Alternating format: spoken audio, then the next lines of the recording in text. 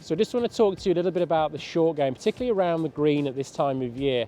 We can get those really muddy lies, those mud balls, those compact conditions where people have walked around the green, perhaps from the green to the next tee, where your ball finishes up and you're left with that really awkward shot.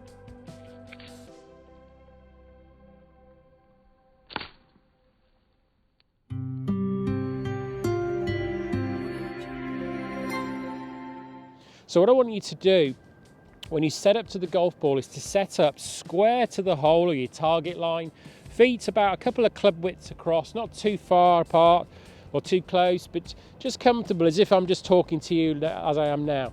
So in that position, what I want you to do is to position the golf ball in the middle of your feet.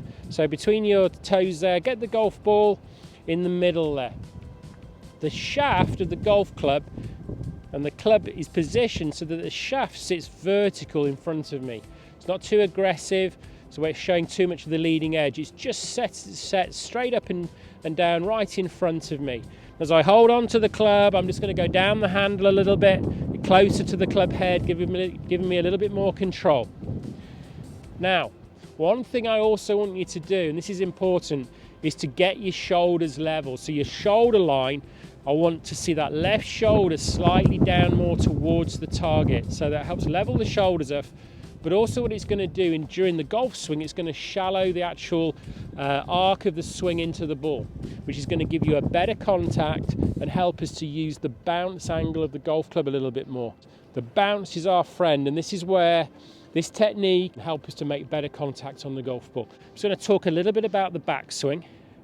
So I'm setting my position, shoulder down a fraction, shaft in front of myself. I'm ready to pull the trigger to start the movement. So here we go, into the backswing, and my wrists hinge naturally. Just comfortably let them hinge. Okay, obviously depending on the distance you need to go. Okay, you've got to decide yourself. I often used to love watching Seve in his prime. Would use his hand, just with one hand, just sort of feeling the shot. You could just see the wrists hinging. Sometimes you'd see him also with just the club in his hand like so. And the actual action of the movement is all from here. Okay, so the hinging is going on here. So let's just give that movement a go in the golf swing now. So I'm just going to feel that shape, let the wrist hinge.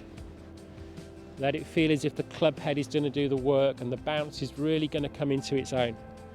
So I'm going to set up, get myself set, in position. Draw back and through.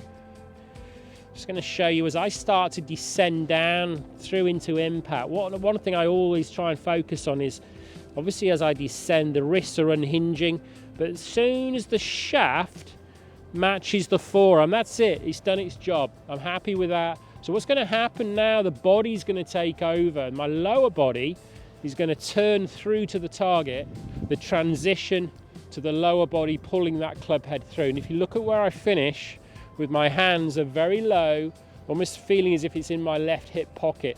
The club head has only probably traveled about 2 or 3 feet after impact. I love that contact, that tone of the ball off the club face. It sounds completely different to that shot which is thudding into the back of the ball with the leading edge. Sort of clips off, it's a nice click. Really know that I've got the bounce angle working to my advantage. Oh, I love it.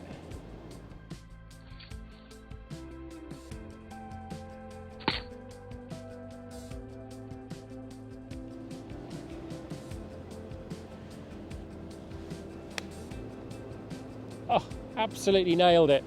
4 in a row. I'm happy with that. Give this technique a go. I know it's going to work for you. It's going to improve that chipping around the green.